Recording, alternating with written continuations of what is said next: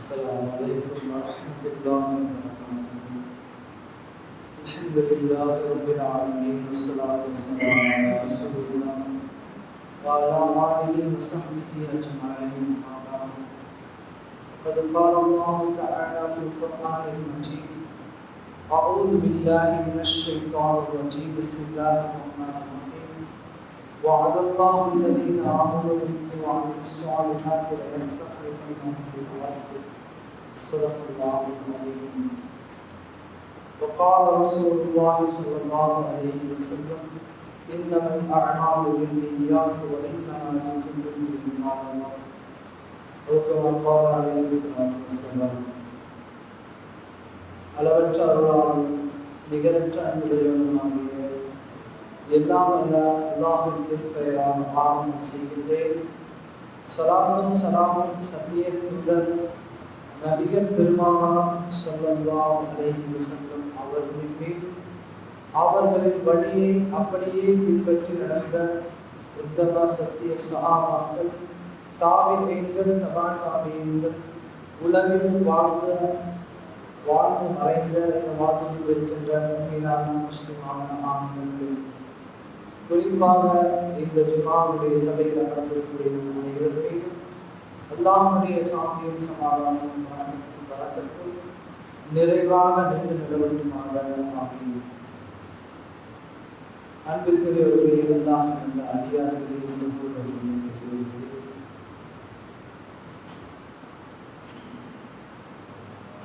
தலைமைத்துவம் இது எந்த அளவுக்கு மிக முக்கியமான ஒரு விஷயம் என்று சொன்னால், தலைமை இல்லாமல் எதையுமே சரியாக செயல்பட முடியாது. அது ஒரு சிறு கூட்டமாக இருக்கட்டும், பெரிய ஒரு கூட்டமாக இருக்கட்டும், சிறிய சபையாக இருக்கட்டும், பெரிய சபையாக இருக்கட்டும், நாடாக இருக்கட்டும் அல்லது வீடாக இருக்கட்டும், ஒரு சிறு நிறுவனமாக இருக்கட்டும், பொது நிறுவனமாக இருக்கட்டும், எல்லா இடத்திற்கும் ஒரு தலைமைத்துவம் என்பது, தலைமை என்பது மிக மிக அவசியமான ஒன்றாக இருக்கின்றது. அண்ணன் பெருமானார் ஸல்லல்லாஹு அலைஹி வஸல்லம் அவர்கள் ஒவ்வொரு இடத்திலும் தலைமைத்துவத்திற்கு முக்கியத்துவம் கொடுத்தார்கள். எந்த கூட்டத்திற்கும் தலைமை இல்லாமல் நபிகள் பெருமானார் ஸல்லல்லாஹு அலைஹி வஸல்லம் அவர்களை வழி அனுப்ப மாட்டார்கள்.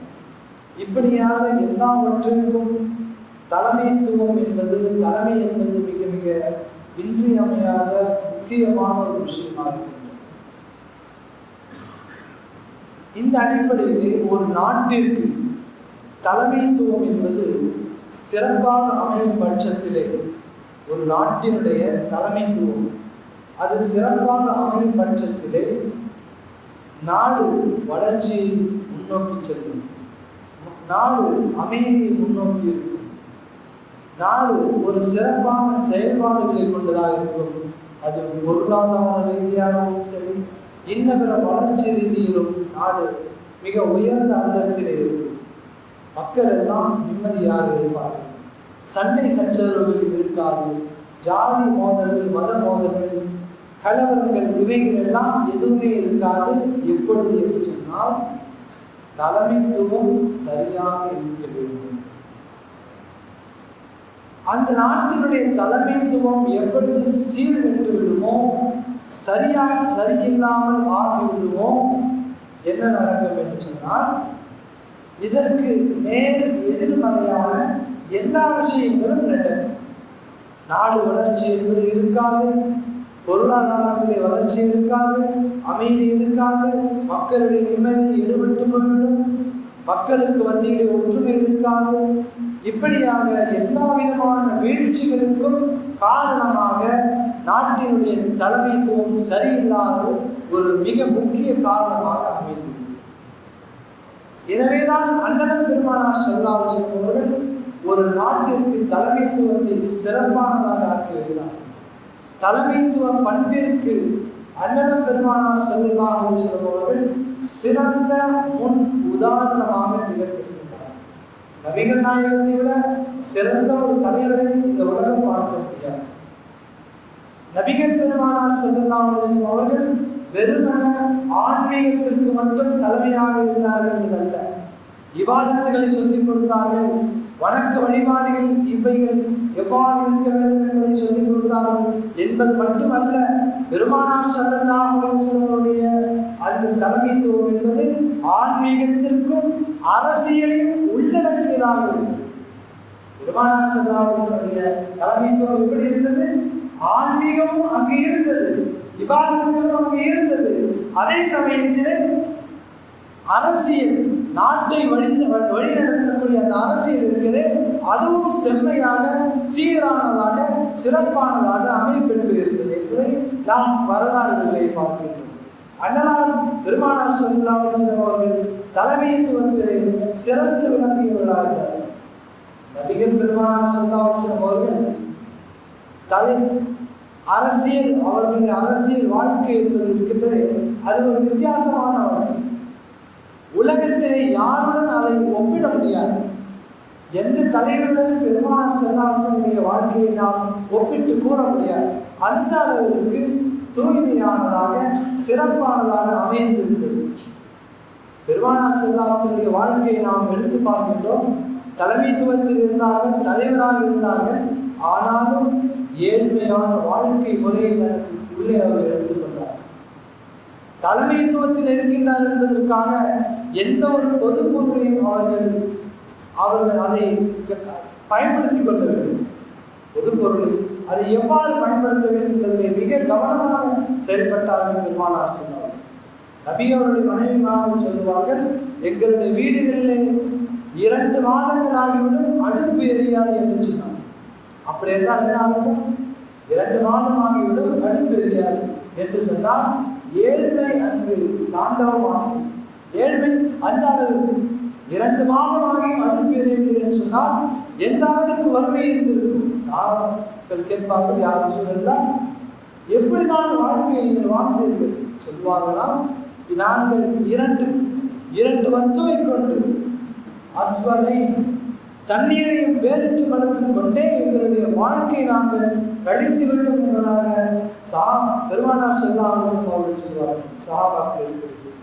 ஆக கண்ணியம் மிக்கவர்களே, இந்த அளவிற்கு மிகவும் ஒரு சிறப்பான ஒரு தலைமைத்துவத்தை பெருமானார் ஸல்லல்லாஹு அலைஹி வஸல்லம் அவர்கள் கொடுத்தார்கள்.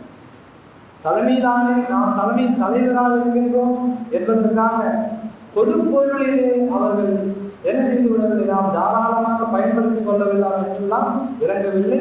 எல்லா நேரத்திலும் மிகவும் அல்லாஹ்வுக்கு அச்சம் கொண்டவர்களாக இந்த ஒரு அரசியல் வாழ்க்கையை அவர்கள் சீராக நடத்தி சென்றார்கள். ஒரு தடவை பெருமானார் ஸல்லல்லாஹு அலைஹி வஸல்லம் அவர்கள்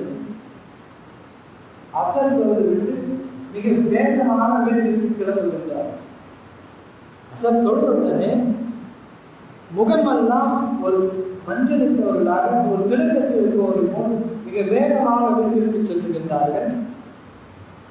சென்றுவிட்டு சிறிது நேரத்தில் மறுபடியும் பள்ளிக்கு வருகின்றார்கள், மசீதுக்கு வருகின்றார்கள். சஹாபாக்கள் எல்லாம் கேட்கின்றார்கள், யார் ரசூலுல்லாஹ் நீங்கள் இறுக்கமாக வீட்டிற்கு சென்றீர்களே, என்ன விஷயம் என்பதாக கேட்கின்றார்கள். பெருமானார் ஸல்லல்லாஹு அலைஹி வஸல்லம் சொல்லுகின்றார்கள், என்னிடத்தில் சில சதகா பொருட்கள், தர்மம் வழங்குவதற்காக சில பொருட்கள் வந்திருந்தது. அந்த பொருட்களை நான் அதற்கு தகுதியான விதத்தில் வழங்கி கொண்டிருந்தேன். அப்பொழுது தொழுகையுடைய நேரமாகிவிட்டது, நான் வந்து விட்டேன். அந்த மீதமுள்ள பொருளை என்னுடைய வீட்டில் நான் வச்சுக்கிறதுக்கு விரும்பலை.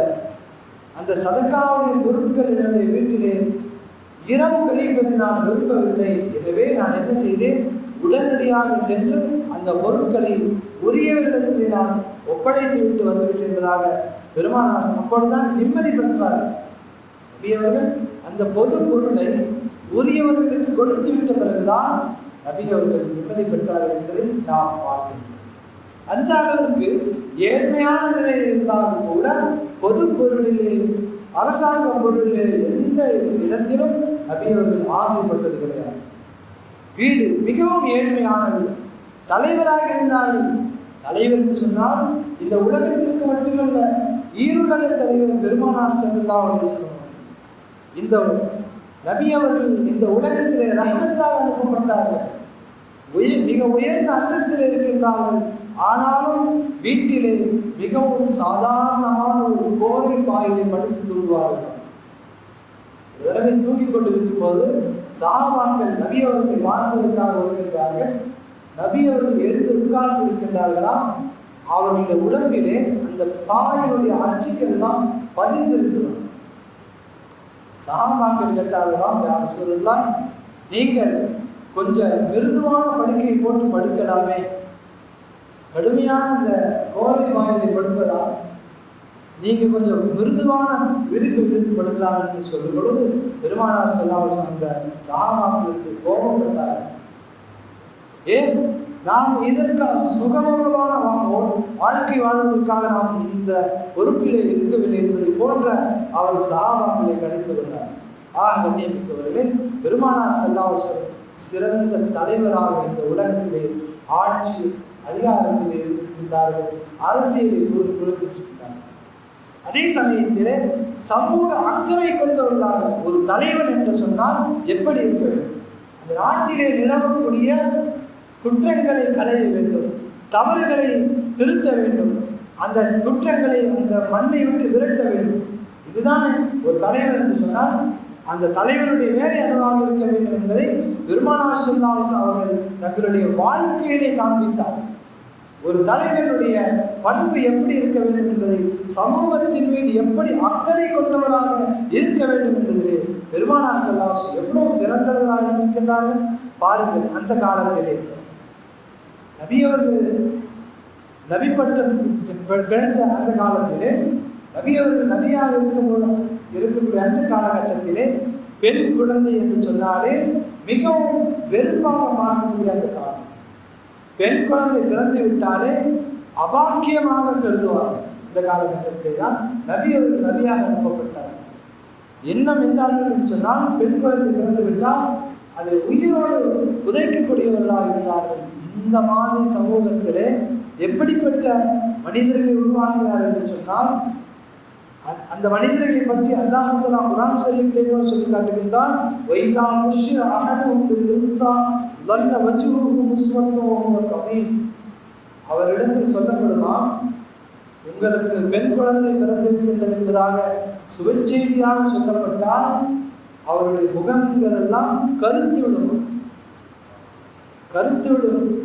அவர் அந்த சமூகத்தை விட்டு அவர் அந்த அவமானத்தில் என்ன செய்வானா, வீட்டுக்குள்ள ஒழிச்சுக்குவான். ஏன் பெண் குழந்தை பிறந்துருச்சு யோசிப்பானா, இதை நம்மளே வச்சுக்கலாமா அல்லது குறைத்து விடலாம் என்பதாக அல்லாஹ் தஆலா குர்ஆன் ஷரீஃபில் குறிப்பிட்டார். இப்படி இருந்த இந்த மக்களை எந்த அளவுக்கு மாற்றினார்கள் என்று சொன்னால் மிக குறுகிய காலகட்டம் தான். அந்த காலத்தில் எப்படி மாற்றினாங்கன்னு சொன்னால், ஒரு சமயம் ஒரு சிறுமி, தாய் தந்தை இழந்த ஒரு சிறுமி பெண் குழந்தை பெருமானார் ஸல்லல்லாஹு அலைஹி வஸல்லம் இருக்கின்றது. நபி அவர்கள் கேட்கின்றார்கள், இந்த சிறுமியை யார் எடுத்து வளர்ப்பது, யார் பொறுப்பெடுத்துக் கொள்கிறார் என்று சொல்லும் பொழுது பல கைகள் உயர்கின்றது.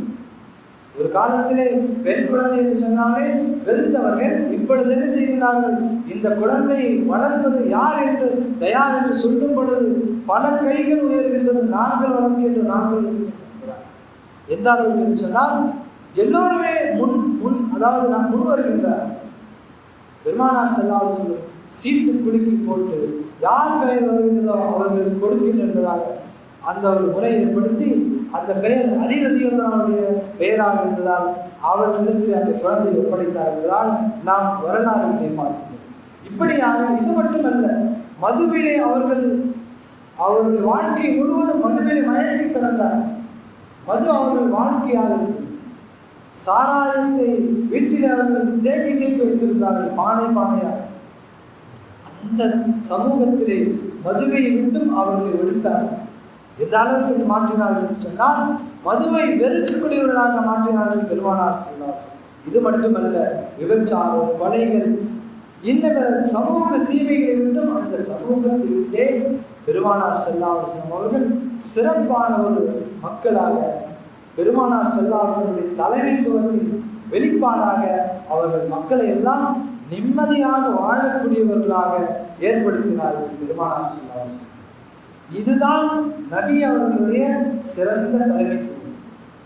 அந்த நேரத்திலே எந்த அளவுக்கு மக்கள் எல்லாம் நிம்மதியாக இருந்தால் சொன்னால், மிக சிறப்பான முறையிலே மனிதர்கள் எல்லாம் எல்லா விதத்திலும் நிம்மதி பெற்றவர்களாக வாழ்ந்தார்கள். இதுதான் பெருமானார் ஸல்லல்லாஹு அலைஹி வஸல்லம் சிறப்பான தலைமைத்துவம். இதுதான் நபி அவர்களுடைய அழகிய அரசியல். அதற்கு பின்பாக கலீஃபாக்கள் வந்தார்கள். கலீஃபாக்கள் நபி அவர்களுடைய வாழ்க்கையை ஒட்டியதாக அதே போன்ற ஒரு ஆட்சி அதிகாரங்கள், ஆட்சி முறைகளில் அவர்கள்